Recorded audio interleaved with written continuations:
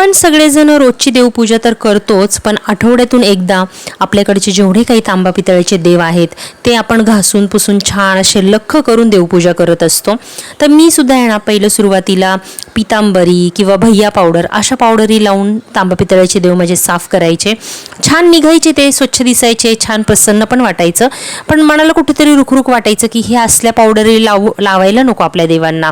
तर त्याच्यामुळे ना आता हल्ली मी थोडासा फरक केलेला आहे.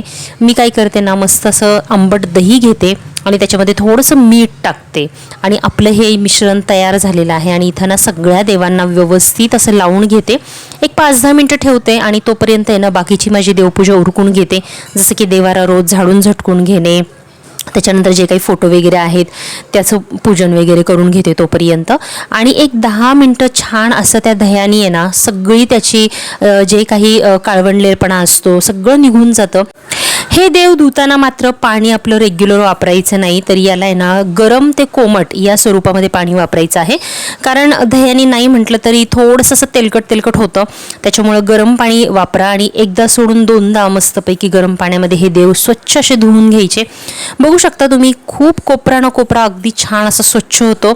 आता काही जण ब्रश देखील वापरतात. ब्रश वापरायला मला नाही वाटत थोडंसं काही हरकत आहे, पण त्याच्यासाठी नवीन तुम्ही बारीक छोटासा ब्रश देवासाठी सेपरेटली ठेवला तर अगदी योग्य होईल. कारण अशा प्रकारचे जे डिझाईनचे देव असतात याच्यामध्ये ना बऱ्याच खाचाखोचा असतात, ज्याच्यामध्ये नाही म्हटलं तरी आहे ना असं काळपटपणा अडकून बसतो. पण अशा पद्धतीने जर तुम्ही दही आणि मीठ वापरलं तरी सुद्धा खूप स्वच्छ देव निघतात.